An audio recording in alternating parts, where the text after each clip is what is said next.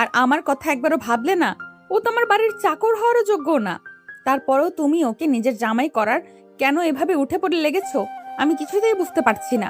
আমার রুচি কি এতটাই খারাপ যে ওই রাস্তার ছেলের সাথে আমার সংসার করতে হবে? দেখেছেন তো চেয়ারম্যান সাহেব, আপনার মেয়ে আমাকে কতটা ঘৃণা করে। ও তো আমাকে মানুষই মনে করছে না।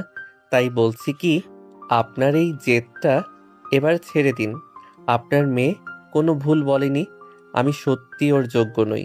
নিশি আমার থেকে অনেক ভালো ছেলে পাবে। শুধু শুধু আমাদের দুজনের জীবন কেন নষ্ট করছেন? দেখেছো তো বাবা, ও নিজেও বলছে যে ও আমার যোগ্য না। যেখানে আমরা দুজনেই রাজি না সেখানে এই বিয়ে দেওয়ার তো কোনো মানেই হয় না। আমি পরিষ্কার বলে দিচ্ছি বাবা, আমি এই বিয়ে কোনো দিন কোনোভাবেই করব না। ওই ছেলের সাথে এক বাড়িতে থাকা তো দূরের কথা, ওর মুখ দেখলে আমার গা জ্বলে। একদম চুপ কর তোরা। তোদের মুখ থেকে আমি আর একটা কথাও শুনতে চাই না। আমি এখন তোদের কোনো অজুহাত শোনার জন্য ডাকিনি, আর তোদের অনুমতিও আমার লাগবে না। আমি যখন বলেছি আজ তোদের বিয়ে হবে, তার মানে আজই হবে। এখানে আর কোনো কথা চলবে না। আমার সিদ্ধান্তই শেষ সিদ্ধান্ত। নিশি আর অয়ন দুজনেই এখন অনেক হতাশ, কারণ তারা জানে চেয়ারম্যান একবার যা বলে সেটাই করে ছাড়ে। আমি ভেবেছিলাম তোদেরকে একটু সময় দেব, যাতে তোরা নিজেদের বুঝে নিতে পারিস। কিন্তু তোরা তো দেখছি উল্টো বেশি বুঝে যাচ্ছিস। তোদের আর কোনো সময় দেওয়া যাবে না। আজ বিকেলেই কাজে আসবি, তোরা দুইজনেই রেডি থাকবি। আর শোনো, যদি কোনো চালাকি করার চেষ্টা করো, তবে আমার চেয়ে খারাপ আর কেউ হবে না। আমি ঠিক কতটা খারাপ হতে পারি সেটা খুব ভালো করেই জানিস। অফিস থেকে বের হয়ে আসার সময় দুজনের মনেই ছিল অনেক রাগ আর দুঃখ। অসহ্য! বাবা আবারও নিজের সিদ্ধান্ত আমার উপর চাপিয়ে দিচ্ছে। আমি কেন এই ফালতু ছেলেটাকে বিয়ে করব? আমার নিজের কি কোনো পছন্দ অপছন্দ নেই? সব বাবার পছন্দ মতোই হতে হবে? রাগে আর দুঃখে নিশি অফিসের বাইরে একটা চেয়ারে জোরে লাথি মারে আর নিজের চুল টেনে পাগলের মতো চিৎকার করতে লাগলো। এই যে নিশি সাহেব, এই এক গ্লাস পানি নিন, খেয়ে শান্ত হন। তুমি কোন সাহসে আমার সামনে আসার সাহস করলে? এই গ্লাস সরাও আমার সামনে থেকে। আমার মেজাজ এমনিতেই খারাপ হয়ে আছে, এখন রাগ দেখালে কিন্তু ভালো হবে না। সব তোমার চাল, তাই না? আমার উপরে রাগ দেখিয়ে এখন আর কোনো লাভ আছে? দেখলেনই তো, আপনার বাবা কোনো কথাই শুনলেন না। তিনি তো মানলেনই না যে আমি আপনার যোগ্য নই। এখন চিৎকার না করে বরং পরিস্থিতিটা মেনে নেওয়ার চেষ্টা করুন। আপনার বাবা যা বলে তার বাইরে যাওয়ার ক্ষমতা তো আপনারও নেই, আমারও নেই। ঠিক আছে বাবা, তুমি যখন ঠিক করেছো আজই আমাদের বিয়ে দিবে, তাহলে তাই হবে। তবে একটা কথা মনে রেখো বাবা, তুমি যদি চলো ডালে ডালে, তবে আমি চলবো পাতায় পাতায়। আমি কার রক্ত আর কার সন্তান সেটা তোমাকে আজ আমি হাড়ে হাড়ে বুঝিয়ে দেব। তুমি চাইছো তো আমরা বিয়ে করি, ঠিক আছে বিয়ে করব। কিন্তু তুমি যেভাবে মনের মতো করে একটা আদরের সংসারের স্বপ্ন দেখছো, আদতেও সেই সংসারটা সেভাবে হবে কিনা সেটা আমি অন্তত গ্যারান্টি দিতে পারছি না। নিশি, আপনি হঠাৎ এসব কি বলছেন? আপনি কি নিজের জেদ আর সাহস সব হারিয়ে পুরোপুরি ভেঙে পড়লেন নাকি?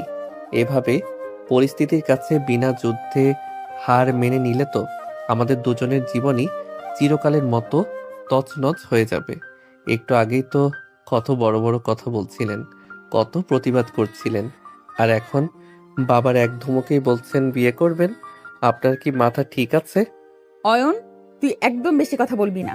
আমি কি বলছি আর কেন বলছি সেটা বোঝার ক্ষমতা তোর এই সস্তা গেলুতে নেই। তোর মতো একটা সামান্য যোগ্যতাহীন ছেলের সাথে আমি তর্কে জড়াতে চাই না। বাবা তার ক্ষমতার দাপট দেখাচ্ছে তো, এবার আমি দেখাবো আমি ঠিক কার মেয়ে। বাবা চেয়েছেন বিয়ে হবে, বেশ তো, আমি তো আর না করছি না। তুমি ভাবছো একটা ছোট লোকের সাথে বিয়ে দিয়ে আমার ডানা কেটে খাঁচায় ভরবে? তুমি ভুল ভাবছো বাবা। এই অয়নকে দিয়েই আমি এমন এক খেলা শুরু করব যে তুমি নিজের সিদ্ধান্ত নিয়ে নিজেই আফসোস করতে বাধ্য হবে। ওর জীবনটাকে আমি জ্যান্ত নরক বানিয়ে দিব। চেয়ারম্যান সাহেব ঘর থেকে বেরিয়ে যাওয়ার পর নিশি অয়নকে ইশারায় বাইরে আসতে বলে। তারা দুজনেই অফিসের পেছনের নির্জন বাগানটায় থামে, যেখানে মানুষের আনাগোনা নেই। আপনি কি সত্যিই রাজি হলেন, নাকি বাবার ভয়ে নাটক করছেন? আপনি তো খুব ভালো করেই জানেন আপনার বাবা ঠিক কতটা ভয়ঙ্কর লোক। একবার যদি কাজী এসে সই নিয়ে নেয় তবে কিন্তু আর ফেরার কোনো পথ থাকবে না। তখন কিন্তু সারা জীবন আমার মতো একটা সাধারণ ছেলের সাথে এক ছাদের নিচে কাটাতে হবে। একবার শান্ত হয়ে ভেবে দেখুন নিশি, এটা আবেগের জায়গা না, আর তুমি ঘুণাক্ষুরেও টেরও পাবে না। চুপ একদম, এখানে নেই, চলো আমার সাথে, আরো আড়ালে চলো। আমার অনেক জরুরি কথা আছে, একটা বিশাল পরিকল্পনা করা বাকি আছে। দেওয়ালেরও কান আছে অয়ন, অফিসের ভেতরে কথা বললে সব কথা বাবার কানে চলে যাবে। এমনকি অফিসের এই করিডোরেও প্রতিটা কোণায় বাবার লোক আছে। এখানে মুখ খুললে আমার সব পরিকল্পনা মাটি হয়ে যাবে। নিশি দ্রুত পায়ে বাগানটার আরো ভেতরে ঘন গাছের আড়ালে গিয়ে দাঁড়ায়। তার শান্ত কিন্তু তীক্ষ্ণ দৃষ্টি দেখে অয়ন যেন নিজের অজান্তেই শিউরে উঠল। এখন বলুন তো, কি পরিকল্পনা করেছেন? আপনি আমাকে নিয়ে ঠিক কি করতে চাইছেন? আপনার চোখের এই রহস্যময় চাহনি দেখে আমার ভেতরে খুব ভয় লাগছে। আপনার মাথায় নিশ্চয়ই কোনো শয়তানি বুদ্ধি ঘুরছে। আপনি কি পালিয়ে যাওয়ার কোনো ফন্দি করছেন? পালানো? নিশি পালানোর পাত্রী নয় অয়ন। শোন, বিয়েটা যখন হচ্ছেই তখন সেটা হতে দে। তুই শুধু মনে রাখবি এই বিয়েটা কেবল বাবার জেদ রাখার জন্য আর সমাজকে দেখানোর জন্যই হচ্ছে। তুই আমার ব্যক্তিগত জীবনে বা আমার কোনো কাজে নাক গলাবি না। তুই থাকবি তোর মতো, আমি থাকবো আমার মতো। লোকচক্ষুর সামনে আমরা স্বামী স্ত্রী হলেও আড়ালে তুই হবি আমার হুকুমের কেনা গোলাম। এই শর্তে রাজি আছিস? তোকে আমি একদমই সব বলবো না অয়ন। তুই তো স্রেফ একটা কাঠের খুঁটি। বিয়ের আসরে একবার বস, তারপর দেখবি এই নিশি তোকে দিয়ে কি কি করায়। তোর প্রতিটি দিন কাটবে সীমাহীন আতঙ্কে। তোকে আমি এমন যন্ত্রণায় রাখবো যে তুই নিজেই একদিন আমার থেকে পালানোর পথ খুঁজবি, কিন্তু খুঁজে পাবি না। আমার কথাগুলো কেমন যেন আপনার কথাগুলো কেমন যেন ধোঁয়াশা লাগছে। আপনি কি আমাকে দিয়ে কোনো খারাপ কাজ বা অপরাধ করাতে চাইছেন? দেখুন নিশি, আমি অতি সাধারণ মানুষ। আমি কোনো বড় ঝামেলায় জড়াতে চাই না। আমি তো নিজে থেকে এই বিয়ের প্রস্তাব আনিনি। আপনার বাবা আমাকে এক প্রকার বাধ্য করেছেন। ঝামেলায় তো তুই অলরেডি জড়িয়ে গেছিস যখন বাবা এই বিয়ের কথা তুলেছে। এখন তুই যদি আমার কথা মতো চলিস তবেই তোর মঙ্গল। আর যদি কোনো রকম চালাকি করার চেষ্টা করিস তবে বাবার হাত থেকে বাঁচার কোনো পথ তোর থাকবে না। আজ বিকেলে যখন বিয়ের আসরে কাজে আসবে তখন সবার সামনে হাসি মুখে সইটা করবি। বাকি সবটা আমি নিজের হাতে দেখে নেব। নিশি কটকট করে সেখান থেকে নিজের ঘরের দিকে চলে যায়। অয়ন একা সে বাগানেই দাঁড়িয়ে ঘামতে লাগলো। সে পরিষ্কার বুঝতে পারছিল সামনে এক ভয়ঙ্কর সাইক্লোন আসছে, যা তার পুরো জীবনটাকে উল্টে পাল্টা করে দেবে। বিকেল গড়াতে চেয়ারম্যানের বিশাল বাড়ির উঠোনে বিয়ের আসর জমে ওঠে। চারিদিকে আলোকসজ্জা আর মানুষের ভিড় থাকলেও একটা থমথমে নীরবতা যেন চারদিক জেঁকে বসে আছে। গ্রামের মানুষ আসছে খাচ্ছে, কিন্তু নিশি আর অয়নের দিকে তাকালে এক অদ্ভুত অস্বস্তি অনুভব করছে। চাচা, 1 মিনিট আপনার সাথে জরুরি কথা ছিল। আড়ালে এসে একটা কথা বলি, আপনি কি এই কাজটা সত্যিই ঠিক করছেন? এই সামান্য একটা নিচু ফ্যামিলিতে নিশিকে বিয়ে দিয়ে আপনি আমাদের বংশের মানসম্মান ধুলোয় মিশিয়ে দিচ্ছেন না তো? নিশি আপনার একমাত্র মেয়ে, তাকে একটা সাধারণ কর্মচারীর ছেলের হাতে তুলে দিতে আপনার কলিজা একটুও কাঁপল না? এলাকার মানুষ কিন্তু হাসাহাসি করবে। তুই এখনো ছোট, রাজনীতির অনেক মারপ্যাচ তুই বুঝিস না। সামনে নির্বাচন, এটা ভুলে যাস না। আর নির্বাচনে জেতার জন্য সবকিছু করা লাগে। এই বিয়েটা স্রেফ একটা বিয়ে নয়, এটা আমার ক্ষমতা নতুন একটা সিঁড়ি। এই ত্যাগের খবর যখন এলাকায় ছড়িয়ে পড়বে তখন আমার ইমেজ কোথায় গিয়ে দাঁড়াবে সেটা কি ভেবে দেখেছিস? আমি কি করছি আর কেন করছি সেটা সময় হলেই বুঝতে পারবি। আপাতত মুখ বন্ধ রাখ আর মেহমানদের দেখাশোনা কর। নিশির বাবা আসরের মাঝখানে গিয়ে বুক ফুলিয়ে দাঁড়ান। চারদিকে গ্রামের গণ্যমান্য মানুষ আর সাধারণ ভোটারদের ভিড়। কাজী সাহেব কলম এগিয়ে দিলেন অয়ন আর নিশির দিকে। নিশি এক মুহূর্ত অয়নের দিকে বিষাক্ত চোখে তাকিয়ে সই করে দেয়। বিয়ের আনুষ্ঠানিকতা শেষ হতে চেয়ারম্যান সাহেব হাত উঁচিয়ে জনগণের উদ্দেশ্যে ভাষণ দিতে শুরু করেন। ভাই ও বন্ধুরা আমার, আজ আপনারা সাক্ষী থাকলেন। আমি মুখে যা বলি কাজেও তাই করি। আমি সবসময় বলি আমার কাছে ছোট বড় ধনী গরিবের কোনো ভেদাভেদ নেই। মানুষই মানুষের আসল পরিচয়। তার প্রমাণ দিতে আমি আমার কলেজের টুকরা একমাত্র মেয়ে নিশিকে সামান্য একজন কর্মচারীর ছেলের সাথে বিয়ে দিতে 2 বার ভাবলাম না। কারণ আমি চাই এই গ্রামে সাম্য আসুক। আপনারা যেন বুঝতে পারেন আপনাদের চেয়ারম্যানই আপনাদেরই একজন। উপস্থিত সাধারণ মানুষ চেয়ারম্যানের এই নাটকীয় মুহূর্ত দেখে হাততালি খেতে ফেটে পড়ে। তারা ভাবলো চেয়ারম্যান কত দয়ালু, কিন্তু আসরের এক কোণায় দাঁড়িয়ে নিশি তখন রাগে নিজের ঠোঁট কামড়াচ্ছে। বাবা নিজের ভোটের জন্য আমাকে দাবার গুটি বানালে। এই লোকগুলোকে দেখানোর জন্য আমার জীবনটা এই আপদটার সাথে বেঁধে দিলে। ঠিক আছে, তোমার চাল তুমি চেলেছো, এবার আমি আমার চাল চালবো।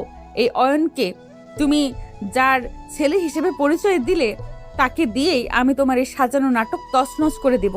তুমি যদি ডালে ডালে চলো বাবা, তবে আমি কিন্তু পাতায় পাতায় চলতে জানি। নিশি আপনার বাবার অভিনয় দেখলেন? মানুষগুলো তো ওনাকে দেবদূত মনে করছে, কিন্তু আমার খুব ভয় লাগছে। এই সইটা করার পর থেকে মনে হচ্ছে আমি নিজের মরণ পরোয়ানায় সই করেছি। আপনি এখন কি করবেন? আপনি কি সত্যি আমাকে মেনে নেবেন, নাকি অন্য কোনো মতলব আছে আপনার মাথায়? তুই কি পাগল হয়েছিস অয়ন? এখানে এসব কথা বলার সাহস পাস কি করে? চুপচাপ থাক, লোকে যেন মনে করে তুই এই বিয়েতে খুব খুশি। আর শোন, বাবার এই দয়ার নাটক বেশিক্ষণ টিকবে না। বাসর ঘরে চল, সেখানে তোর জন্য আসল উপহার অপেক্ষা করছে। তুই ভাবছিস চেয়ারম্যানের জামাই হয়ে রাজপ্রাসাদে আছিস? ভুল ভাবছিস। আজ থেকে তুই আমার ব্যক্তিগত নরকে পা রাখলি। বিয়ের সব হট্টগোল শেষ করে নিশি আর অয়ন এখন বাসর ঘরে। বাইরে এখনো দু একজন মেহমানের গলার আওয়াজ পাওয়া যাচ্ছে, কিন্তু এই সাজানো ঘরের ভেতরে এক কবরের মতো নীরবতা। অয়ন দরজার কাছে জড়সড় হয়ে দাঁড়িয়ে আছে, আর নিশি বিছানায় বসে রাগে ফুঁসছে। ওখানে মূর্তির মতো দাঁড়িয়ে আছিস কেন? দরজাটা ভালো করে আটকে দিয়ে এদিকে আয়। তোকে তো অনেক আগেই বলেছি, এটা কোনো বাসর ঘর নয়, এটা তোর জন্য একটা বন্দিশালা। তুই কি ভেবেছিস তোর গলায় ফুলের মালা পড়েছে বলে তুই এই বাড়ির জামাই হয়ে রাজভোগ খাবি?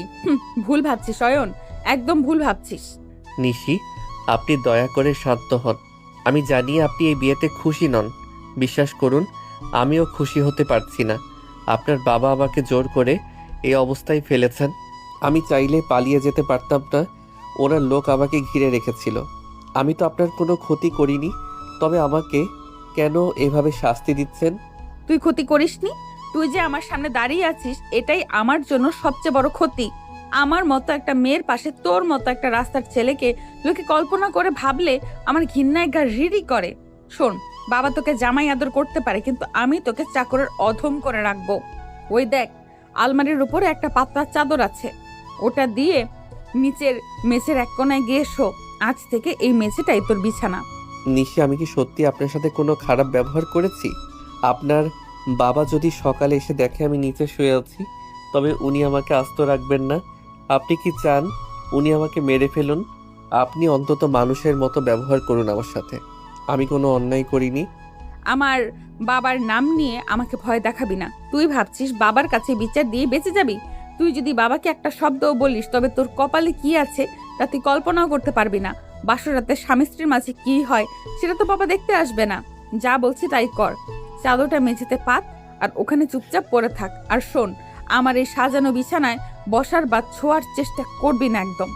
অয়ন অসহায় চোখে নিশির দিকে তাকিয়ে রয়। তার চোখে তখন জল টলমল করছে। সে আলমারির উপর থেকে চাদরটা পেরে মেঝের শক্ত জায়গায় বিছালো। তার পুরো শরীর অপমানে কাঁপছে। কি হলো? মেঝেতে শুতে খুব কষ্ট হচ্ছে? বড় ঘরের বড় বিছানায় শোয়ার স্বপ্ন ছিল বুঝি? তোর মতো ছেলেদের স্বপ্নগুলো এইভাবে ধুলোয় মিশিয়ে দিতে আমার খুব ভালো লাগে। তুই তো ভাবছিলি চেয়ারম্যানের মেয়েকে বিয়ে করে রাতারাতি বড়লোক হয়ে যাবে। সেই সুযোগ আমি তোকে দেব না। কাল সকাল থেকে তোকে দিয়ে আমি আমার ঘরের সব কাজ করাবো। কাজের লোকেরাও তোকে দেখে হাসবে। নিশি, আপনি নিজেকে অনেক বড় মনে করেন, তাই না? টাকা আর ক্ষমতা থাকলে মানুষ কি অন্যকে মানুষ মনে করে না?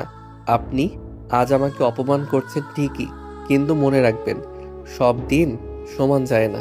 আমি নিরুপায় বলে আজ আপনার সব অত্যাচার সহ্য করছি, কিন্তু একদিন হয়তো আপনাকেও ওই চোখের জল ফেলতে হবে। মুখ সামলে কথা বলবি অয়ন। আমার সামনে বড় বড় নীতির কথা বলার সাহস পাস কি করে? তোর মতো একটা লোকের মুখে জ্ঞান শুনতে আমি রাজি না। যা এখন লাইটটা বন্ধ করে ঘুমানোর চেষ্টা কর, আর কাল ভোরেই সবাই ওঠার আগেই উঠে যাবি। কেউ যেন না বোঝে তুই মেঝেতে শুয়েছিস। বাবার সামনে তুই হবি আমার আদর্শ স্বামী, আর আমার সামনে আমার কেনা গোলাম। মনে থাকবে তো? অয়ন আর কোনো উত্তর দিল না। সে লাইটটা বন্ধ করে অন্ধকারের মধ্যে মেঝেতে শুয়ে পড়ে। নিশি বিছানায় আয়েশ করে শুলেও তার মনে কোনো শান্তি নেই। তার মাথায় শুধু ঘুরছে কিভাবে অয়নকে ব্যবহার করে তার বাবার সেই দয়ার সাগর ইমেজটা ভেঙে দেওয়া যায়। বাবা, তুমি তো রাজনীতি করতে গিয়ে আমার জীবনটা নষ্ট করলে। এবার দেখো আমি কি করি। এই অয়নকে দিয়েই আমি আমার সব মান সম্মান মাটির সাথে মিশিয়ে দেব। লোকে যখন জানবে তোমার জামাই আসলে তোমারই বাড়িতে গোলামি করে, তখন তোমার ওই সাম্য আর ভেদাভেদহীন কথাগুলো হাসির ছলে উড়িয়ে দেবে। খেলা মাত্র শুরু হলো বাবা। নিশি, আপনি কি ঘুমিয়েছেন? আমার খুব পানির পিপাসা পেয়েছে। আমি কি এক গ্লাস পানি খেতে পারি? পানির জগটা ওই টেবিলের ওপর রাখা আছে, নিজে গিয়ে খেয়ে নে। আর শোন, আমাকে যেন বারবার ডাকতে না হয়। আমার ঘুমের ব্যাঘাত ঘটালে কিন্তু তোকে এক্ষুনি ঘর থেকে বের করে দেব। মনে রাখবি, এই ঘরে থাকার অধিকার তোকে আমি দয়া করে দিয়েছি। অয়ন অন্ধকারে হাতড়ে পানির জগটা খুঁজে নেয়। এক গ্লাস পানি খেয়ে সে আবার মেঝেতে ফিরে এলো। তার মনে হলো আজ থেকে তার জন্য প্রতিটি মুহূর্ত এক একটা পাহাড়ের মতো ভারী হয়ে যাবে। বাসর রাতের গুমট অন্ধকার কাটিয়ে সকালের আলো ফুটতে না ফুটতে দরজায় কড়া নাড়ার শব্দে অয়নের তন্দ্রা ছুটে যায়। মেঝের শক্ত বিছানায় শুয়ে সারা রাত তার শরীরে প্রচন্ড ব্যথা হয়ে গেছে। দরজার উপাস থেকে নিশির চাচাতো বোন আয়েশার চড়া গলা শোনা যাচ্ছে। ও নিশি আপা, ও দুলা ভাই, বেলা তো অনেক হলো, এবার অন্তত দরজাটা খোলেন। সবাই নিচে আপনাদের জন্য অপেক্ষা করছে। নাস্তা রেডি। আব্বা তো বারবার জিজ্ঞেস করছে দুলা ভাইয়ের ঘুম ভাঙলো কিনা। এত বেলা পর্যন্ত ঘুমালে চলে? জলদি উঠেন আপা। নিশি, শুনছেন? আয়েশা ডাকছে, তাড়াতাড়ি উঠুন। কেউ যদি এই অবস্থায় আমাদের দেখে ফেলে তবে কিন্তু তুল কালাম হয়ে যাবে। আপনার বাবা জানলে আমার আর আস্ত থাকা হবে না। দয়া করে মেঝে থেকে চাদরটা তুলে ফেলুন। আপনি কি বুঝতে পারছেন পরিস্থিতি কতটা জটিল হতে পারে? তুই কি জন্মগতভাবেই একটু বেশি ভীতু অয়ন? আয়েশা ডাকছে তাতে আমার কি? ও ডাকতে ডাকতে ক্লান্ত হয়ে ফিরে যাবে। আমি আমার ঘুমের ব্যাঘাত একদম পছন্দ করি না। আর কেউ দেখলে দেখুক, আমার তাতে কিচ্ছু যায় আসে না। আমি তো আর কাউকে ভয় পেয়ে এই সিদ্ধান্ত নেইনি। নিশি, আপনি কি পাগল হয়ে গেছেন? আপনি তো বেশ আয়েশ করে বিছানায় বসে আছেন। আপনার মুখে কোনো দুশ্চিন্তার ছাপই নেই। আপনি একদম চিল মোডে রয়েছেন, অথচ বাইরে সবাই আমাদের ডাকছে। আপনার মনে কি একটু ভয় নেই? কেউ যদি দরজার ফাঁক দিয়ে দেখে ফেলে যে আমি মেঝেতে শুয়ে আছি, তবে তো কেলেঙ্কারি হয়ে যাবে। আপনার চিন্তা হচ্ছে না? একদমই না, বিন্দু মাত্র চিন্তা হচ্ছে না আমার। বরং আমার ভালোই লাগছে এটা ভেবে যে খেলাটা এবার জমবে। আমি আমার বাবাকে এবার হাড়ে হাড়ে বুঝিয়ে দেব যে আমার সাথে চালাকি করা বা আমার উপর জোর খাটানোর শাস্তি কি হতে পারে। বাবা চেয়েছেন আমি সংসার করি, ঠিক আছে, আমি সংসার করছি। কিন্তু সেই সংসারের আসল চেহারাটা যখন সবার সামনে আসবে, তখন বাবার ওই সম্মানের মুখোশটা খসে পড়বে। তুই শুধু দেখে যা আমি কি করি। নিশি বিছানা থেকে হাই তুলে নামে। সে আয়নার সামনে দাঁড়িয়ে নিজের চুলগুলো ঠিক করে নেয়। অয়ন তাড়াহুড়ো করে মেঝে থেকে চাদর আর বালিশ আলমারির উপর লুকিয়ে ফেলল। নিশি তখনও রহস্যময় হাসি দিচ্ছে। অয়ন, দরজাটা খোলার আগে শোন, বাইরে যাওয়ার পর তুই আমার সামনে একদম স্বামী সাজার চেষ্টা করবি না। সবার সামনে আমি নাটক করব ঠিকই, কিন্তু আড়ালে তুই যেন তোর সীমা ভুলে না যাস। এখন যা, ওয়াশরুম থেকে ফ্রেশ হয়ে আয়। তোর ওই ফ্যাকাশে মুখ দেখলে সবাই সন্দেহ করবে। অয়ন দ্রুত ফ্রেশ হয়ে নেয়। নিশিও তার সাজগোজ শেষ করে দরজার দিকে এগিয়ে এলো। কিন্তু হুট করে নিশি থামতে পেছন থেকে দ্রুত হেঁটে আসা অয়ন নিজেকে সামলাতে পারলো না। আরে, আপনি হঠাৎ থেমে গেলেন কেন? আমি তো আপনার গায়েই পড়ে যাচ্ছিলাম। থামলাম কারণ তোর জামার কলারটা ঠিক নেই। বাবা দেখলে ভাববে আমি তোকে মারধর করেছি। নিশি হুট করে অয়নের কলার টেনে ধরে। অয়ন অপ্রস্তুত হয়ে নিশির একদম কাছাকাছি চলে আসে। দুজনের নিঃশ্বাস একে অপরের মুখে লাগছে। অয়ন নিশির চোখের দিকে তাকাতেই দেখে সেখানে এক অদ্ভুত মায়া আর জেদ মিশে আছে। নিশি খুব যত্নে অয়নের কলারটা ঠিক করে দিচ্ছিল, কিন্তু তার স্পর্শে একটা অদ্ভুত বিদ্যুৎ খেলে গেল অয়নের শরীরে। নিশি, আপনি খুব কাছে চলে এসেছেন। কেউ দেখলে ভুল বুঝবে। আপনি কি চাইছেন আমি আপনার খুব কাছে থাকি?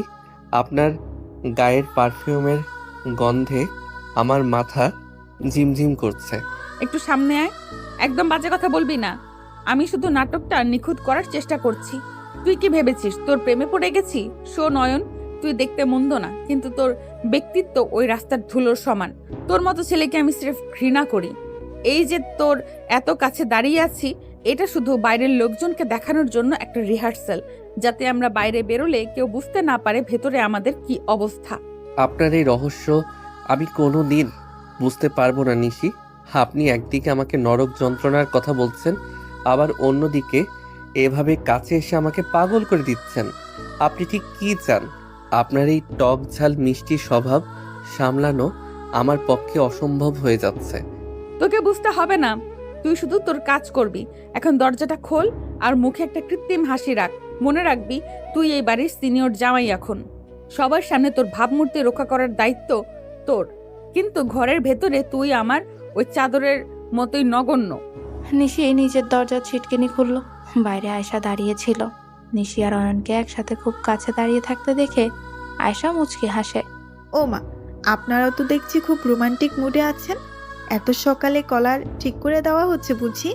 আমি তো ভাবলাম দুলাভাই বুঝি আপনাকে ভয় পেয়ে ঘরের কোনায় লুকিয়ে আছে, কিন্তু আপনাদের দেখে তো মনে হচ্ছে আপনারা গতকালই সব মান অভিমান ভুলে গেছেন।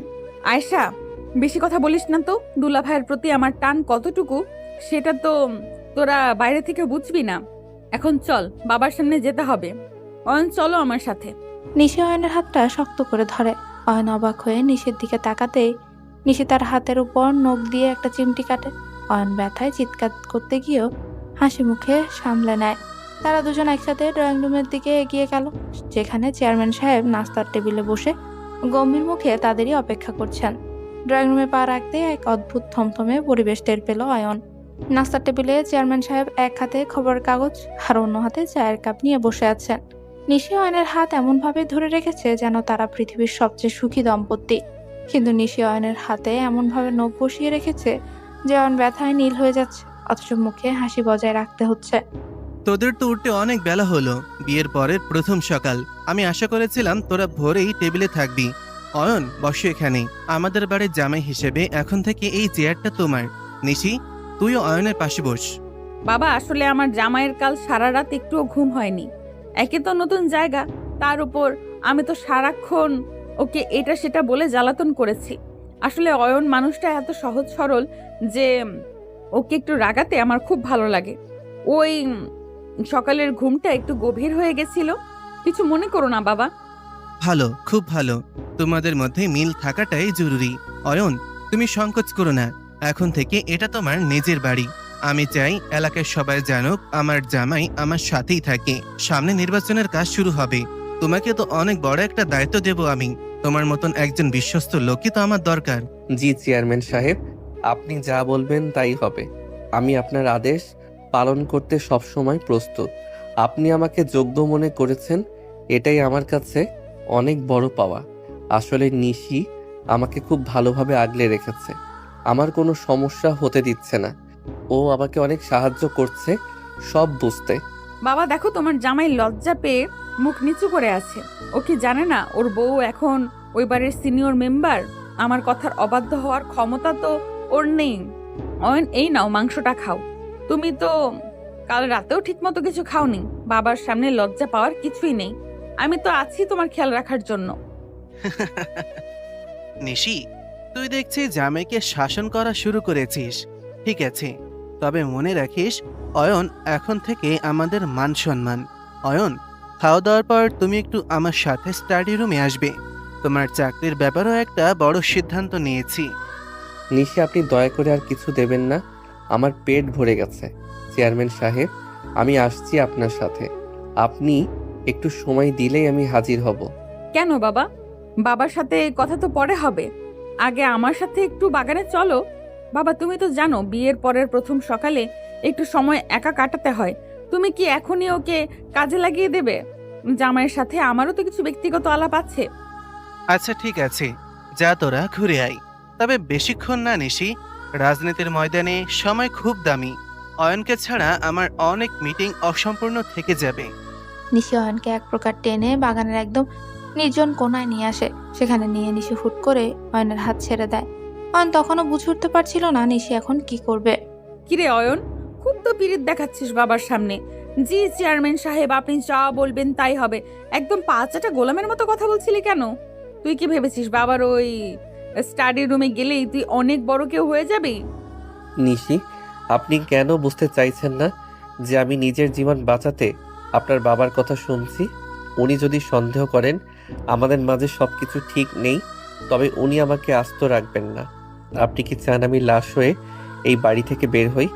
আপনি নাস্তার টেবিলে আমার সাথে ওভাবে নাটক না করলে কি হতো না? নাটক আমি করেছি যাতে বাবা নিশ্চিত হয়, কিন্তু তুই যেটা করছিস সেটা চাটুকারিতা। বাবা তোকে চাকরির লোভ দেখিয়ে রাজনীতিতে নামাবে। তুই যদি বাবার কোনো অবৈধ কাজে সাহায্য করিস তবে আমি তোকে জেল খাটাবো। তোর দায়িত্ব হবে বাবা কি কি প্ল্যান করছে সেগুলো আমাকে বলা। আর যদি সেটা না করিস তবে বাসর রাতে ওই মেঝের বিছানাটাও তুই হারাবি। আপনি আপনার বাবার বিরুদ্ধে আমাকে গুপ্তচর হিসেবে ব্যবহার করতে চাইছেন। উনি আপনার বাবা নিশি। আপনি নিজের বাবার ক্ষতি কিভাবে চাইতে পারেন? আমি এই ঝামেলার মাঝে থাকতে চাই না। আমাকে দয়া করে মুক্তি দিন। মুক্তি তোকে কেউ দেবে না। তুই এখন আগুনের মাঝে আছিস।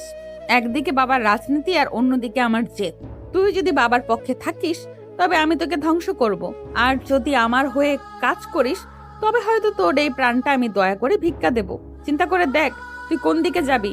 অয়ন বাকরুদ্ধ হয়ে দাঁড়িয়ে রইল। তার মনে হলো সে এক গোলক ধাঁধায় আটকে পড়েছে। অয়ন বাকরুদ্ধ হয়ে দাঁড়িয়ে রইল। তার মনে হলো সে এক গোলক ধাঁধায় আটকে গেছে। ঠিক সেই মুহূর্তে আয়েশা দূর থেকে চিৎকার করে ডাকলো, কারণ বাড়ির ভেতর থেকে কোনো এক জরুরি ফোন এসেছে যা চেয়ারম্যান সাহেবকে বিচলিত করে তুলেছে। অয়ন আর নিশি দুজনেই দ্রুত বাড়ির ভেতর দৌড়ে গেল এক অজানা উত্তেজনা টানে। আয়েশার চিৎকারে বাগানের নিস্তব্ধতা ভেঙে গেল। অয়ন ভয় পেয়ে বাড়ির দিকে তাকালেও নিশি নড়ল না। সে স্থির হয়ে দাঁড়িয়ে রইল। হাত তার ঠোঁটের কোণে ফুটে উঠল এক পৈশাচিক তৃপ্তির হাসি। তার মানে খেলাটা শুরু হয়ে গিয়েছে। আমি যতটা সময় চেয়েছিলাম তার আগেই দানটা পড়ে গেল। বাহ, রাজনীতি তো বেশ ভালোই জমে উঠেছে দেখছি। নিশি, আপনি কি বলছেন এসব? কিসের খেলা শুরু হয়েছে? আর আপনি ওভাবে হাসছেন কেন? জরুরি ফোন কল শুনে যে কেউ বিচলিত হয়, আর আপনি মনে মনে আনন্দ পাচ্ছেন। আপনি কি আগে থেকেই জানতেন কিছু একটা হতে চলেছে? আপনার কথাগুলো আমি একদমই বুঝতে পারছি না। তোকে বুঝতে হবে না অয়ন, তুই শুধু দেখে যা। আমি বলেছিলাম না বাবার ডালে ডালে চললে আমি পাতায় পাতায় চলি। বাবার তৈরি করা এই সিংহাসনে আমি নিজ হাতে আগুন দেব। তুই কি ভেবেছিস আমি শুধু তোর উপর অত্যাচার করার জন্য এই বিয়েতে রাজি হয়েছি? না অয়ন, আমার লক্ষ্য অনেক বড়। এখন চল বাড়ির ভেতরে গিয়ে বাবার ওই আতঙ্কিত মুখটা দেখে আসি। নিশি হুট করে অয়নের হাতটা শক্ত করে ধরে, আর তার হাতের আঙ্গুলগুলো অয়নের হাতের আঙ্গুলের সাথে নিবিড়ভাবে মিশে গেল। হঠাৎ করে নিশির এমন স্পর্শে অয়ন থমকে দাঁড়ায়। তার সারা শরীরে এক অদ্ভুত শিহরণ বয়ে গেল। নিশি, আপনি বারবার এভাবে আমার হাত ধরছেন কেন? একবার আপনি আমাকে ঘৃণা করছেন বলছেন, এবার আবার পরক্ষণে এভাবে কাছে আসছেন। আপনার স্পর্শে আমার ভেতরটা কেন জানি ওলট পালট হয়ে যাচ্ছে। দয়া করে এভাবে আমাকে বিচলিত করবেন না। আমি আপনার চালের কোনো দাবার গুটি হতে চাই না। বেশি নাটক করবি না অয়ন। তোর হাত ধরেছি কারণ এখন আমাদের বাড়ির ভেতরে ঢুকতে হবে। সবাই যেন দেখে আমরা কত বড় প্রেমিক জুটি। তোর শিহরণ হচ্ছে না কি হচ্ছে তা শোনার সময় আমার নেই। তোর হাতটা আমার কাছে শুধু একটা অভিনয়ের অংশ। এখন চল আমার সাথে। নিশি প্রায় টেনে অয়নকে ড্রয়িং রুমে নিয়ে এলো। সেখানে গিয়ে দেখা গেল চেয়ারম্যান সাহেব ফোন কানে নিয়ে সোফায় ধপ করে বসে পড়েছে। ওনার কপালে বিন্দু বিন্দু ঘাম জমছে, আর চোখের দৃষ্টি শূন্য হয়ে গেছে। এটা কিভাবে সম্ভব? আমার বিশ্বস্ত লোকগুলো এভাবে আমার পিঠে ছুরি মারলো? আমার গোদামে রাখা সব চাল আর গম পুলিশ কিভাবে হানা দিয়ে ধরলো? এটা তো গোপন থাকার কথা ছিল। কেউ একজন আমার ভেতরের সব খবর পুলিশের কাছে পৌঁছে দিয়েছে, কিন্তু কে? কার এত বড় সাহস? বাবা কি হয়েছে তোমার? অতটা বিচলিত দেখাচ্ছে কেন তোমাকে? ফোন রাখার পর থেকে তো তোমার চেহারা একদম ফ্যাকাশে হয়ে গেছে। কোনো খারাপ খবর এসেছে নাকি? তোমার গুদাম নিয়ে কোনো ঝামেলা হয়েছে? নিশি, আমার সাজানো গোছানো বাগান নষ্ট হতে চলেছে। কেউ একজন আমার দীর্ঘদিনের জমানো সম্মানে কালি দিয়েছে। পুলিশ আমার অবৈধ মালের সব হদিস পেয়ে গেছে। নির্বাচন তো পরের কথা, এখন জেল থেকে বাঁচাই কঠিন হয়ে যাবে। কে এই কাজটা করতে পারে আমি কিছুই ভেবে পাচ্ছি না। অয়ন, তুমি কি কাউকে কিছু বলেছিলে? আমার স্টাডি রুমের খবর কি বাইরে গেছে? না না চেয়ারম্যান সাহেব, আমি তো কাল থেকে নিশির সাথেই আছি। আমি কাউকে কিছু বলিনি। আর আমি তো আপনার এসব কাজের হদিসও জানি না। আপনি আমাকে সন্দেহ করবেন না দয়া করে। আমি আপনার সাথেই আছি। অয়নকে কেন সন্দেহ করছো বাবা? ও তো সকাল থেকে আমার নজরে নজরে আছে। ও তো তোমারই জামাই, ও কেন তোমার ক্ষতি করবে? বরং খোঁজ নাও তোমার আশেপাশে থাকা ওই চামচাদের মাঝে কেউ গাদ্দারি করেছে কিনা। তবে শোনো বাবা, পাপ ছাড়লে কি আর বাপকে ছাড়ে? কোনো একটা ভুল তো তুমি করেছই। খুব তো সাম্যের ভাষণ দিয়েছিলে আসরে। এবার দেখো তোমার ইমেজ কিভাবে মাটির সাথে মিশে যায়। পুলিশের কাছে ওই খবরগুলো আমিই পাঠিয়েছি। অয়নের ফোন ব্যবহার করে। এখন পুলিশও জানবে আর গ্রামবাসীও জানবে যে তাদের মহান চেয়ারম্যান আসলে কতটা দুর্নীতিবাজ। অয়নকে সন্দেহ করে কোনো লাভ নেই বাবা, তোমার আসল শত্রু তোমার পাশেই বসে আছে। নিশি, আপনি ওভাবে বাবার দিকে তাকিয়ে আছেন কেন? আপনার চোখে আমি এক অদ্ভুত উল্লাস দেখতে পাচ্ছি। আপনি কি সত্যি কিছু একটা করেছেন? আপনার কি একটু খারাপ লাগছে না আপনার বাবার এই অবস্থা দেখে? একদম চুপ অয়ন, একটা শব্দ উচ্চারণ করবি না। এখন শুধু নাটকটা দেখ। বাবা তুমি ভেঙে পড়ো না, আমি আছি না। আমরা একটা ব্যবস্থা ঠিকই বের করব। অয়ন চলো আমরা ওনার পাশে গিয়ে বসি, আর আমাদের ঐক্যবদ্ধ থাকাটা খুব জরুরি। নিশি অয়নকে নিয়ে চেয়ারম্যানের পাশে গিয়ে বসে এবং ওনার হাতটা মাথায় রাখলো, কিন্তু হারালে সে অয়নের হাতের উপর নখ দিয়ে চেপে ধরে যাতে অয়ন কোনো কথা বলতে না পারে। অয়ন ব্যথায় মুখ চুপ কুঁচকে ফেললেও নিশি সেই রহস্যময় শীতল চাহনির ভয়ে চুপ করে রইল। বাবার অবৈধ ব্যবসার আরও গোপন নথিপত্র আর ভিডিও প্রমাণ জোগাড় করতে নিশি গভীর রাতে পেছনের দরজা দিয়ে বেরিয়ে পড়ে। সে জানতো চেয়ারম্যানের পুরনো চালের মেলে একটা গোপন ঘর আছে যেখানে সব কালো টাকার হিসাব রাখা হয়। নিশি পা টিপে টিপে সেই অন্ধকার ঘরে ঢোকার চেষ্টা করছিল। নিশি সন্তর্পণে মিলের ভেতর ঢোকার চেষ্টা করছিল। এই তো সেই জায়গা। আজ যদি এখান থেকে ফাইলগুলো সরাতে পারি তবে বাবাকে আর কেউ বাঁচাতে পারবে না। দুর্নীতি দমন কমিশন একবার এই নথিপত্র হাতে পেলে বাবার জেল নিশ্চিত। রাজনীতি আর ক্ষমতার দম্ভ আমি আজ চুরমার করে দেব। কিন্তু মিলের ভেতরে এত আলো জ্বলছে কেন? পাহারা কি আগের চেয়ে বাড়িয়ে দেওয়া হয়েছে? চারপাশে থেকে টর্চের আলো তার উপরে এসে পড়ে। গোদামের ভেতর ওর পেতে থাকা একদল সশস্ত্র লোক তাকে ঘিরে ফেললো। তারা চেয়ারম্যানের নতুন ভাড়া করা ভাড়াটে গুন্ডা, যারা নিশিকে আগে কখনোই দেখেনি। কে রে তুই? এই মাঝরাতে চেয়ারম্যান সাহেবের গোপন গুদামে কি করছিস? মুখ খোল, নয়তো এই চাকু দিয়ে তোর কল চিরে দিব। নিশ্চয়ই তুই পুলিশের চর, নয়তো প্রতিপক্ষের পাঠানো কোনো টিকটিকি। তোকে তো আজ জ্যান্ত কবর দিব আমরা। ওরে কালু, একে ধর, হাত পা বেঁধে ফেল। খবরদার, আমাকে ছোঁয়ার সাহস করবি না। তোরা জানিস আমি কে? তোরা এখানে কার পাহারায় আছিস? তোদের সাহস তো কম না, আমার গায়ে হাত দিতে আসিস। আমি যদি একবার মুখ খুলি তবে তোদের এই মিল থেকে লাশ বের হবে। আমি চেয়ারম্যানের মেয়ে। এই চোর এখন চেয়ারম্যানের মেয়ে সেজেছে? শোন ছড়ি, চেয়ারম্যানের মেয়ে এখন বাসর ঘরে ঘুমাচ্ছে। তুই বড় জোর কোনো নেতার রক্ষিতা হতে পারিস। অনেক বড় বড় কথা বলতে দেখছি। সুন্দর মুখ দেখে মায়া করতে চেয়েছিলাম, কিন্তু তুই তো দেখি বিষাক্ত সাপের মতো ফোসফোস করছিস। রতন, একে ডেরা নিয়ে চল, চাবুক মারলে সব গড়গড় করে বলে দেবে। কালু যখন নিশিকে টেনে হিঁচড়ে নিয়ে যাওয়ার চেষ্টা করছিল এবং তার ওড়না ধরে হ্যাঁচকা টান দেয়, ঠিক তখনই অন্ধকারের আড়াল থেকে বাঘের মতো ঝাঁপিয়ে পড়ে অয়ন। নিশিকে বাঁচাতে সে নিজের জীবনের পরোয়া না করে সামনে এসে দাঁড়ায়। হাত ছাড়ো। ওর গায়ে হাত দেওয়ার আগে তোদের আমার লাশের উপর দিয়ে যেতে হবে। তোরা জানিস না তোরা কার গায়ে হাত দিয়েছিস? আমি থাকতে কেউ ওর একটা চুলও স্পর্শ করতে পারবি না। রতন, কালু, তোরা যদি বাঁচতে চাস তবে এখনই সরে দাঁড়া। অয়ন, আপনি এখানে কি করে এলেন? আমি তো আপনাকে ঘরে ঘুমন্ত অবস্থায় রেখে এসেছিলাম। আপনি কেন নিজের জীবন বিপন্ন করতে আসলেন? এরা খুনি অয়ন, এরা আপনাকে মেরে ফেলবে। আপনি এখান থেকে পালিয়ে যান। আমি আপনাকে একা ফেলে কোথাও যাব না নিশি। আপনি আমাকে ঘৃণা করেন, গোলাম মনে করেন, কিন্তু আপনি আমার স্ত্রী। আপনাকে রক্ষা করা আমার দায়িত্ব। এই কুলাঙ্গাররা আপনাকে চিনতে পারছে না, কিন্তু আমি তো পারছি। সাহস থাকলে আমার সামনে আয়। মুহূর্তের মধ্যে সেখানে এক রক্তক্ষয়ী সংঘর্ষ শুরু হয়ে গেল। অয়ন একা 4-5 জন সশস্ত্র গুন্ডার সাথে লড়তে লাগলো। অয়ন মার্শাল আর্ট জানতো না, কিন্তু তার ভেতরে ছিল অসীম সাহস। সে গোদামের কোনায় থাকা একটা লোহার রড তুলে রতন আর কালুর উপর ঝাঁপিয়ে পড়ে। আয়, কে আগে মরতে চাস এগিয়ে আয়। তোদের এই অবৈধ কারবার আর গুন্ডামি আমি আজ শেষ করে দেব। নিশি, আপনি পালান। আপনি এই সুযোগে মিলের পেছনের গেট দিয়ে বেরিয়ে যান। আমি এদের সামলাচ্ছি। লড়াই চালাকালীন কালু পেছন থেকে অয়নের পিঠে চাকুর আঘাত করলো। যন্ত্রণায় অয়ন চিৎকার করে উঠল। সে দমে গেল না। রক্তে তার পিঠ ভিজে গেলেও সে কালুর হাত মুচড়ে চাকুটা কেড়ে নেয় এবং পাল্টা আঘাত করে তাকে মাটিতে ফেলে দেয়। অয়নের সাহসিকতা দেখে রতন কিছুটা হকচকিয়ে গেল। অয়ন, আপনার শরীর থেকে রক্ত পড়ছে। আপনি দয়া করে আর লড়বেন না। আমি এই ফাইলগুলো চাই না। আমি আপনাকে হারাতে চাই না। অয়ন, আপনি কেন আমার জন্য এত রক্ত ঝরাচ্ছেন? আমি তো আপনার সাথে কোনো ভালো ব্যবহার করিনি।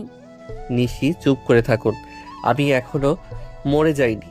আপনি যতক্ষণ না নিরাপদ হচ্ছেন ততক্ষণ আমার শরীরে প্রাণ থাকবে। রতন আর কে আছিস আয়, তোদের সবকটাকে আজ আমি জমের দুয়ারে পাঠাবো। অয়নের প্রচণ্ড মারমুখী রূপ দেখে এবং গুদামের অন্য পাশ দিয়ে পুলিশের গাড়ির সাইরেন শোনা যেতেই রতন আর তার সঙ্গীরা নিশিকে ছেড়ে পালিয়ে যায়। অয়ন রক্তাক্ত অবস্থায় হাঁপাতে হাঁপাতে নিশির সামনে ধপ করে বসে পড়ে। তার সারা শরীর ঘাম আর রক্তে একাকার হয়ে গেছে।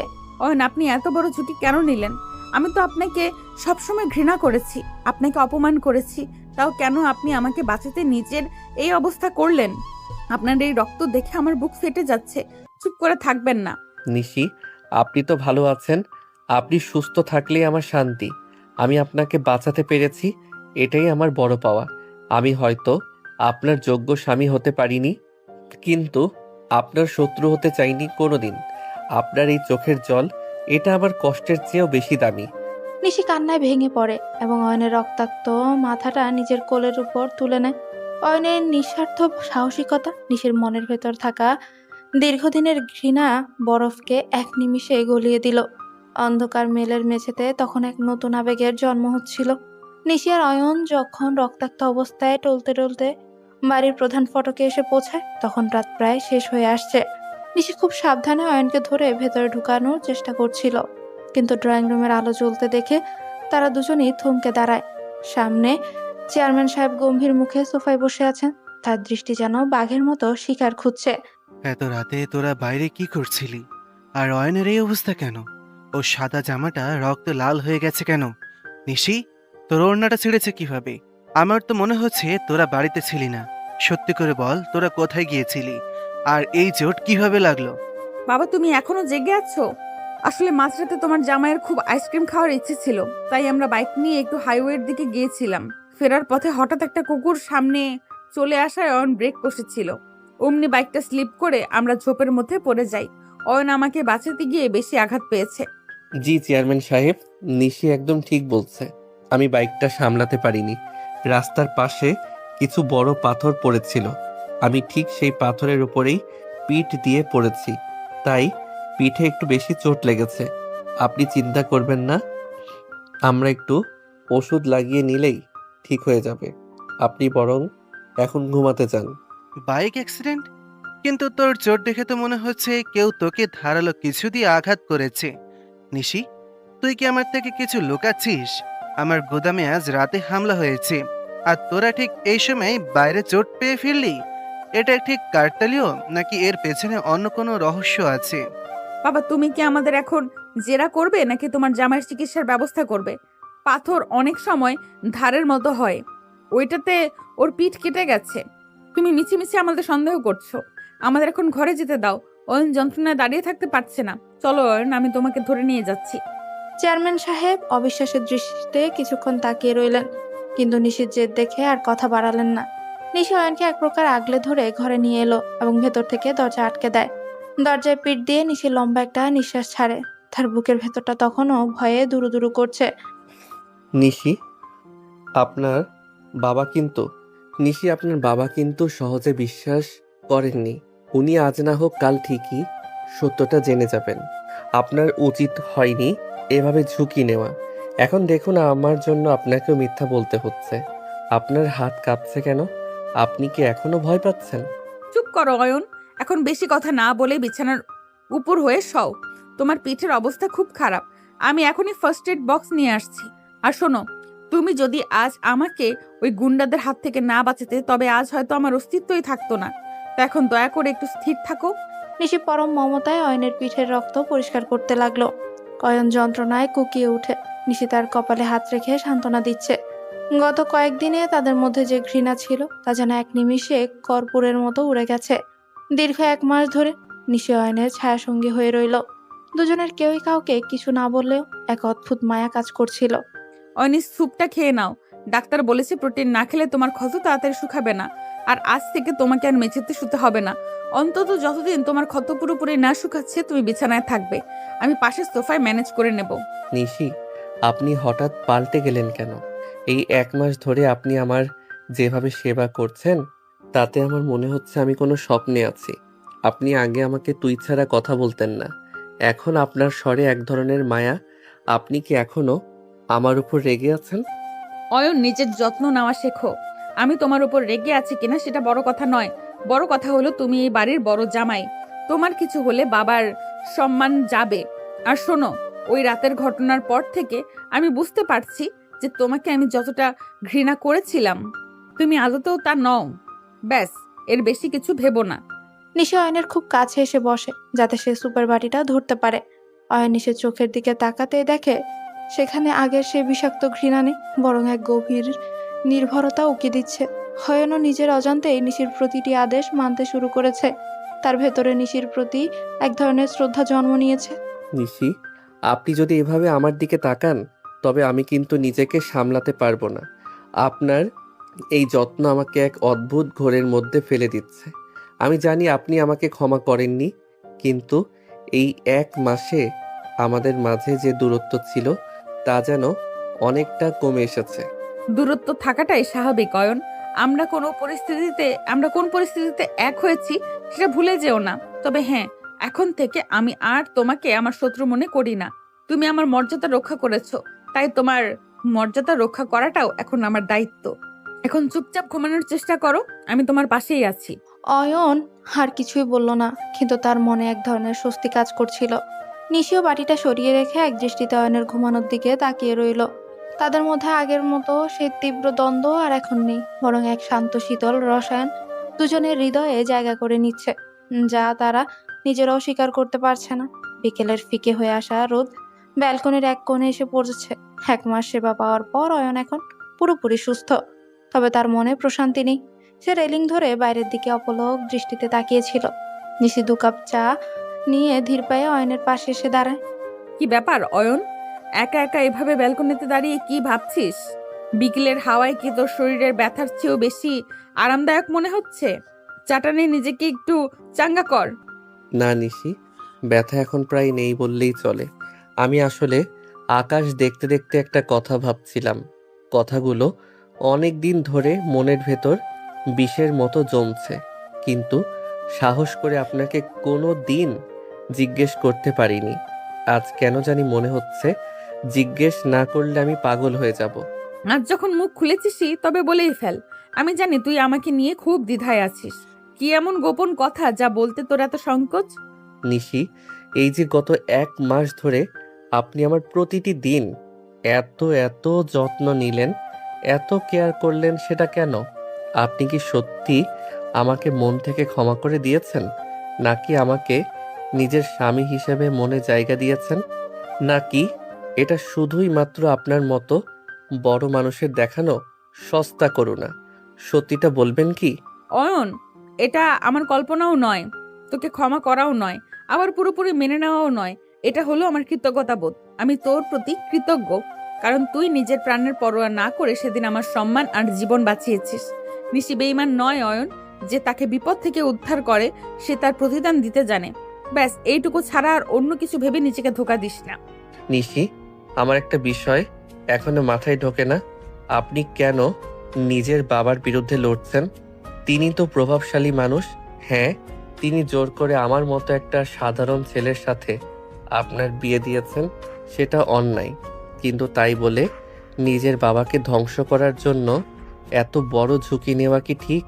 রক্ত তো শেষ পর্যন্ত ওনারই আপনার শরীরে। তুই ভাবছিস আমি শুধু বিয়ের অপমানে এই পথ বেছে নিয়েছি? না অয়ন, বিষয়টি অতটাও সস্তা নয়। আমি জানি আমার বাবা অত্যন্ত অসৎ একজন মানুষ।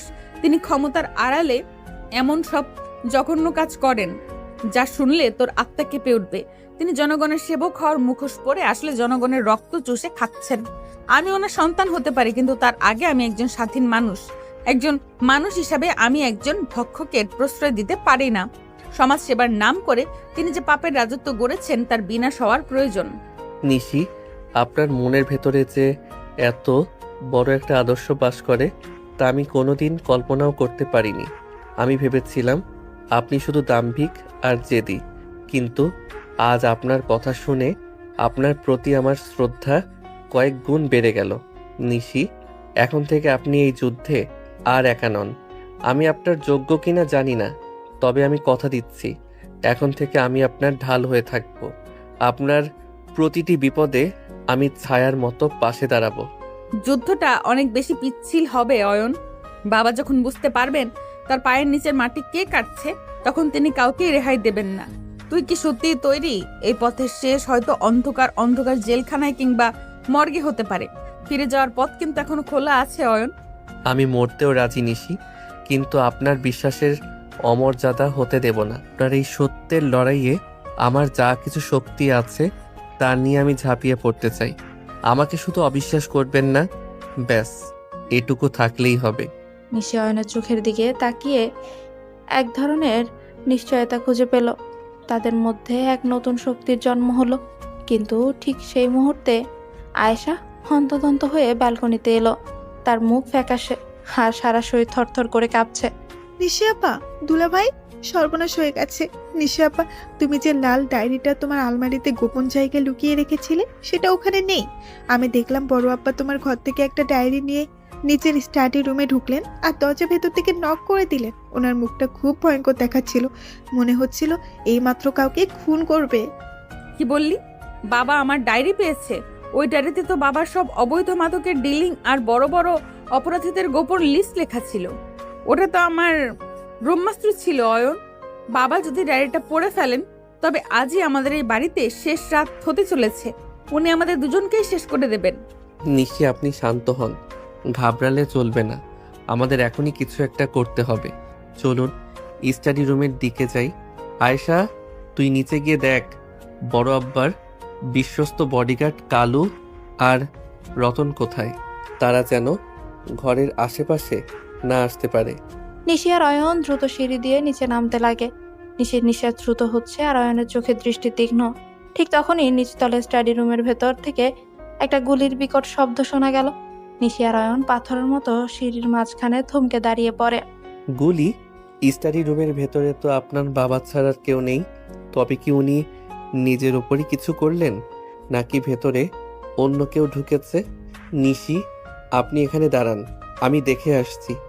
না অয়ন, আমাকে একা রাখবেন না। বাবা যা শুরু করেছেন তা হয়তো আমার কল্পনার বাইরে। গুলির শব্দ মানেই বড় কোনো রক্তপাত। আমাদের ভেতরে যেতেই হবে।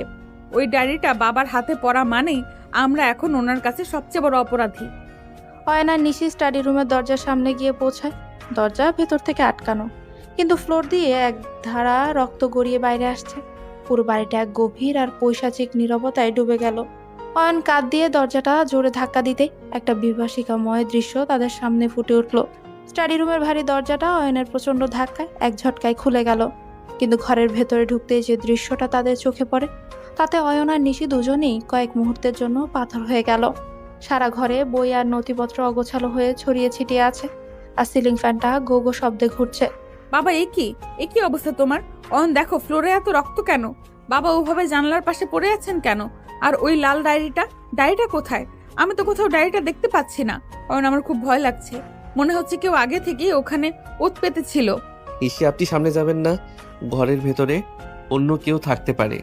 জানালার কাঁচটা ভাঙা দেখা যাচ্ছে। তার মানে গুলি যে চালিয়েছে সে জানালা দিয়েই পালিয়েছে। কিন্তু আপনার বাবা, ওনার অবস্থা তো খুব খারাপ মনে হচ্ছে। ওনার বুক দিয়ে অঝরে রক্ত বের হচ্ছে। নিশি, আপনি আয়েশাকে ডাকুন জলদি। আমি আয়েশাকে ডাকতে পারছি না অয়ন, আমার পা নড়ছে না। দেখো, বাবার হাতের কাছে একটা রিভলভার পড়ে আছে। বাবা তো আত্মহত্যা করার মতো মানুষ নন। তিনি লড়তে জানেন, মরতে জানেন না। তার মানে কেউ ওনাকে খুব কাছ থেকে গুলি করেছে। কিন্তু এই ডায়েরিটা, যে ডায়েরির জন্য এই সব হলো, সেই ডায়েরিটাই উঠাও। অয়ন, ডায়েরিটা কি তবে আততীয় নিয়ে গেছে? নিশি, শান্ত হন। চেয়ারম্যান সাহেব এখনো বেঁচে আছেন। ওনার নিঃশ্বাস খুব ধীর হয়ে গেছে। আমাদের ওনাকে হাসপাতালে নিতে হবে। কিন্তু এই ডায়েরি চুরির রহস্যটা আমাকে ভাবাচ্ছে। যদি খুনি ডায়েরিটা নিয়ে গিয়ে থাকে তবে সে জানে আপনার বাবা কি কি অপরাধ করেছেন। সে হয়তো এই তথ্যগুলো ব্ল্যাকমেইল করার জন্য ব্যবহার করবে। নিশি পাগলের মতো সারা ঘরে ডায়েরিটা খুঁজতে লাগলো। ড্রয়ার, আলমারি, এমনকি টেবিলের নিচ পর্যন্ত দেখলো সে। ঠিক সেই সময়ে জানলার পর্দাটা একটু নড়ে উঠলো, যেন কেউ পর্দার আড়ালে দাঁড়িয়ে দেখছে। অয়ন সতর্ক হয়ে সেদিকে এগিয়ে গেল। কে ওখানে? পর্দার আড়ালে কে লুকিয়ে আছিস? বাইরে আয়, নয়তো আমি গুলি চালাতে বাধ্য হব। নিশি, আপনি সাবধানে থাকুন। এই ঘরের ভেতরেই কেউ একজন এখনো আছে। আমি স্পষ্ট ছায়া দেখতে পাচ্ছি। আততায়ী নিয়ে গেছে। অয়ন সাবধান, ওড়না দিয়ে বাবার রক্ত বন্ধ করার চেষ্টা করছি আমি। আপনি ওদিকে একা যাবেন না। যদি ওর কাছে অস্ত্র থাকে, এই বাড়ির বাইরের কেউ ঢোকা অসম্ভব। তার মানে বাড়ির ভেতরের কেউ এই কাজটা করেছে। রতন আর কালু কোথায়? তারা কি পাহারা দিচ্ছিল না? রতন, তুই এখানে? তোর হাতেও কি রক্ত লেগে আছে? তুই কি চেয়ারম্যান সাহেবকে গুলি করেছিস? আর ওই লাল ডায়েরিটা তোর পেছনের পকেটে কেন? সত্যি করে বল, তুই কার হয়ে কাজ করছিস? কার নির্দেশে তুই নিজের মালিকের উপর হাত তুললি? দুলাভাই, আমাকে ভুল বুঝবেন না। আমি চেয়ারম্যান সাহেবকে মারতে চাইনি, কিন্তু উনি যখন এই ডায়েরিটা পড়লেন তখন ওনার পাগলামি চরমে উঠেছিল। উনি নিশি আপাকে মারার জন্য রিভলভার বের করেছিলেন। আমি শুধু আপাকে বাঁচাতে গিয়ে ওনার সাথে ধস্তাধস্তি করছিলাম, আর ঠিক তখনই গুলিটা চলে গেল। এই ডায়েরিটাই সব নষ্টের মূল। মিথ্যা কথা। রতন, তুই কত টাকা খেয়েছিস প্রতিপক্ষের কাছ থেকে? তুই ভাবছিস আমি তোকে বিশ্বাস করব? তুই ডায়েরিটা সরিয়েছিস কারণ তুই চাস না বাবার অপরাধের প্রমাণ আমার হাতে থাকুক। অয়ন ওর হাত থেকে ডায়েরিটা কেড়ে নিন। ওটা আমাদের এই যুদ্ধের একমাত্র অস্ত্র। রতন, ডায়েরিটা দিয়ে দে। তুই যদি নিশিকে বাঁচাতে চাইতিস তবে গুলিটা ওনার বুকে লাগতো না। তুই পরিকল্পিতভাবে কাজটা করেছিস। জানালা ভাঙা দেখে আমি ভেবেছিলাম কেউ বাইরে থেকে এসেছে, কিন্তু তুই তো ঘরের ভেতর থেকে জানালা ভেঙে নাটক সাজিয়েছিস। বল, তোকে কে পাঠিয়েছে? দুলাভাই, আপনি অনেক চালাক, কিন্তু রাজনীতিতে চালাকি দিয়ে সব হয় না। চেয়ারম্যান সাহেব তার নিচের মেয়েকে সন্দেহ করছিলেন, আর আমি শুধু সেই সন্দেহটাকেই কাজে লাগিয়েছি। এখন ডায়েরিটাও আমার কাছে, আর চেয়ারম্যানের জীবনটাও শুধুই ঝুলছে। আপনারা যদি পুলিশকে খবর দেন তবে নিশি আপার নামে খুনের মামলা দিয়ে দিব, কারণ বন্দুকটা ওনার ঘরের। রতন ডায়েরিটা নিয়ে জানলার দিকে এক লাফে সরে গেল। অয়ন তাকে ধরার চেষ্টা করতে রতন পকেট থেকে একটা ছোট্ট ধোঁয়া তৈরি বোমা ছুঁড়ে মারে। পুরো ঘর মুহূর্তে ঘন কালো ধোঁয়ায় অন্ধকার হয়ে গেল। নিশি আর অয়ন কাশির চোটে চোখে কিছুই দেখতে পাচ্ছিল না। অয়ন, অয়ন কোথায় আপনি? রতন পালিয়ে যাচ্ছে, ওকে ধরুন। ডায়েরিটা চলে গেলে আমরা বাবাকে ধরবো কি করে? অয়ন, আপনি কি শুনতে পাচ্ছেন? আমার নিঃশ্বাস নিতে কষ্ট হচ্ছে। নিশি, ভয় পাবেন না, আমি এখানেই আছি। ধোঁয়া সরলে আমরা বের হব। রতন অনেক বড় জালে ফেসেছে। ও জানে না যে ডায়েরিটা ও নিয়ে গেছে সেটা আসলে ডুপ্লিকেট। আসল নথিপত্রগুলো আমি কাল রাতে সরিয়ে অন্য জায়গায় রেখেছিলাম। নিশি, আপনার উপর বাবার সন্দেহ হচ্ছিল বলেই আমি এই চালটা চেলেছিলাম। তার মানে আপনি সব জানতেন? আপনি ডুপ্লিকেট ডায়েরি বানিয়ে রেখেছিলেন? অয়ন, আপনি এতটা দূরদর্শী হবেন আমি ভাবিনি। কিন্তু বাবার এই অবস্থা দেখে আমার এখন খুব কষ্ট হচ্ছে। অপরাধী হলেও তো তিনি আমার জন্মদাতা। অয়ন, আমাদের তাড়াতাড়ি ওনাকে হাসপাতালে নিতে হবে। এই রহস্যের সমাধান পরে হবে। চলুন নিশি, তবে মনে রাখবেন খেলাটা এখন আর শুধু আপনার বাবার বিরুদ্ধে নেই। এখন আমাদের লড়াই করতে হবে সেই অদৃশ্য শক্তির বিরুদ্ধে, যারা রতনের মতো মানুষদের লেলিয়ে দিচ্ছে। আমাদের খুব সতর্ক হতে হবে। বাড়ির বাইরে এখন প্রতিটি ছায়া আমাদের শত্রু হতে পারে। অয়ন চেয়ারম্যানকে পাজাকোলা করে তুলে নিল, আর নিশি দরজার দিকে দৌড়ালো। বাইরে থেকে পুলিশের সাইরেনের শব্দ শোনা যাচ্ছে, কিন্তু প্রশ্ন হলো পুলিশকে খবর দিল কে? রতন নাকি অন্য কেউ? এক গভীর আর রক্ত ভেজা রহস্যের আবর্তে পড়ে গেল নিশি আর অয়ন। চেয়ারম্যান সাহেবকে হাসপাতালে আইসিইউতে ভর্তি করা হয়েছে। বাইরে কড়া পুলিশ পাহারা। নিশি আর অয়ন হাসপাতালের করিডোরের এক কোণে দাঁড়িয়ে আছে। চারিদিকে নিস্তব্ধতা, শুধু আইসিইউর যন্ত্রপাতির একঘেয়ে শব্দ শোনা যাচ্ছে। নিশির চোখে জল আর অয়নের চোখে অসীম দুশ্চিন্তা। অয়ন, এত কিছুর পর আমি নিজেকে খুব অপরাধী মনে করছি। বাবার বিরুদ্ধে প্রমাণ জোগাড় করতে চেয়েছিলাম ঠিকই, কিন্তু ওনাকে মৃত্যুর মুখে ঠেলে দিতে চাইনি। রতন যে এতটা ভয়ঙ্কর হতে পারে আমি ভাবতেও পারিনি। এখন যদি বাবার কিছু হয়ে যায়, আমি নিজেকে কোনোদিন ক্ষমা করতে পারবো না রে। নিশি, আপনি নিজেকে এভাবে ভেঙে ফেলবেন না। আপনি যেটা করেছেন সেটা অন্যায়ের বিরুদ্ধে লড়াই ছিল। অপরাধী যেই হোক তাকে শাস্তি পেতেই হয়। আর চেয়ারম্যান সাহেব শক্ত মানুষ, তিনি ঠিকই ফিরে আসবেন। এখন আমাদের শক্ত থাকতে হবে, কারণ রতন বা তার পেছনে থাকা মানুষগুলো এখনো বাইরে ঘুরে বেড়াচ্ছে। তুই বারবার আমার বিপদে ঢাল হয়ে দাঁড়াচ্ছিস কেন অয়ন? আমি তো তোর সাথে কোনোদিন ভালো ব্যবহার করিনি। তোকে ছোট লোক বলেছি, অপমান করেছি, বাসর রাতে মেঝেতে শুতে বাধ্য করেছি। তাও কেন তুই আমার জন্য এত কিছু করছিস? তোর মনে কি আমার প্রতি একটুও ঘৃণা নেই? আমাকে কি তোর এক মুহূর্তের জন্য স্বার্থপর মনে হয় না? ঘৃণা করার মতো সময় এখন আর নেই নিশি। আপনি যখন আমার পিঠের ক্ষত পরিষ্কার করছিলেন তখনই আমি বুঝেছিলাম আপনার এই কঠিন হৃদয়ের ভেতরেও একটা কোমল মন আছে। আমি হয়তো আপনার স্ট্যাটাসের সমান নই, আপনার মনের খুব কাছে পৌঁছাতে চাই। এই রহস্য, এই লড়াই, সব কিছুর মাঝখানে আমি শুধু আপনাকে একটু শান্তিতে দেখতে চাই। কথা বলতে বলতে অয়ন দেখলো নিশির শীতে বা আতঙ্কে থরথর করে কাঁপছে। এসির ঠান্ডা আর মানসিক চাপে নিশি প্রায় জ্ঞান হারানোর মতো অবস্থা। অয়ন আলতো করে নিশির কাঁধে হাত রাখে। হঠাৎ অয়নের এই স্পর্শে নিশি চমকে তার দিকে তাকায়। অয়নের চোখে এখন আর কোনো ভয় নেই, আছে এক গভীর মায়া। তুই আমাকে ছেড়ে যাবি না তো অয়ন? আমার এখন মনে হচ্ছে এই পৃথিবীতে তুই ছাড়া আমার আর কেউ নেই। বাবা যখন সুস্থ হয়ে ফিরবেন তখন হয়তো আমাকে ত্যায্য করবেন, আমার থাকার কোনো জায়গা থাকবে না। তুই কি তখন আমার পাশে থাকবি, নাকি সুযোগ বুঝে প্রতিশোধ নিবি আমার ওপর? নিশি, আমি আপনার হাতটা যখন একবার ধরেছি মরার আগে আর ছাড়বো না। আপনি চেয়ারম্যানের মেয়ে হন বা সাধারণ কোনো মেয়ে, আমার কাছে আপনি শুধু আমার নিশি। আজ থেকে এই লড়াইটা শুধু আপনার নয়, আমাদের দুজনের। আমরা একসাথে এই জট খুলব আর সব অপরাধীর মুখোশ খুলে দেব। তোর এই একটা কথা আমাকে অনেক সাহস দিচ্ছে অয়ন। জানিস, আমি আগে কোনো দিন কাউকে বিশ্বাস করতে পারিনি, কিন্তু আজ তোর চোখের দিকে তাকিয়ে মনে হচ্ছে আমি পৃথিবীর সবচেয়ে নিরাপদ আশ্রয়ে আছি। তোর এই মায়া আমাকে তোর প্রতি ভীষণভাবে দুর্বল করে দিচ্ছে।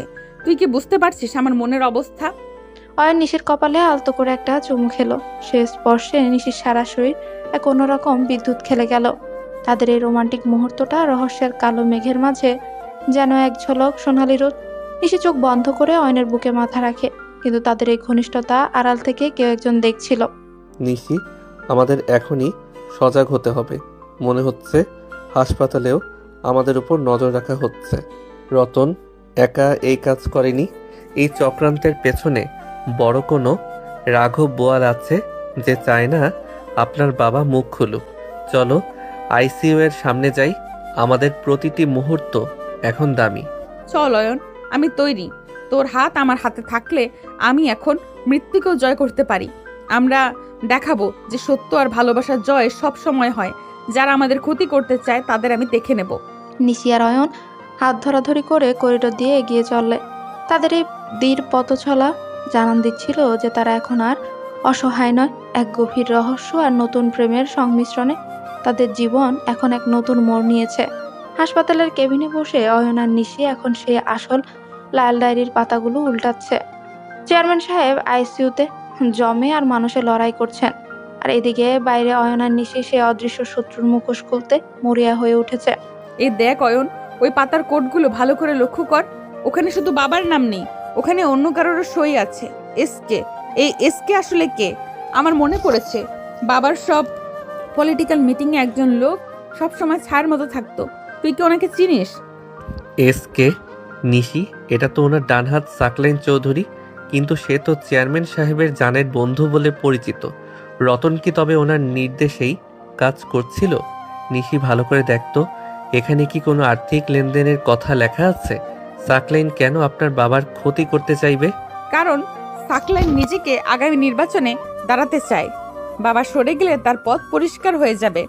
এই দেখ, এখানে লেখা আছে মিল থেকে পাওয়া চালের অর্ধেক সাকলাইনের গুদামে যাবে। তার মানে সাকলাইন আর বাবা দুজনেই সমান অপরাধী। বাবা জেলে গেলে সাকলাইনও ঢুকবে, তাই সে বাবাকে চিরতরে সরিয়ে দিতে চাইছে। রহস্যের জাল যখন খুলতে শুরু করেছে তখনই নিশি উত্তেজনায় কাঁপছিল।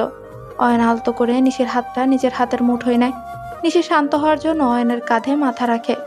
বাইরে তখন প্রবল বৃষ্টি হচ্ছে, আর ঘরের ভেতরের পরিবেশটা থমথমে অথচ এক অদ্ভুত মায়ায় ঘেরা। নিশি, আপনি এতটা ঘাবড়াচ্ছিস কেন? আমি তো আছি।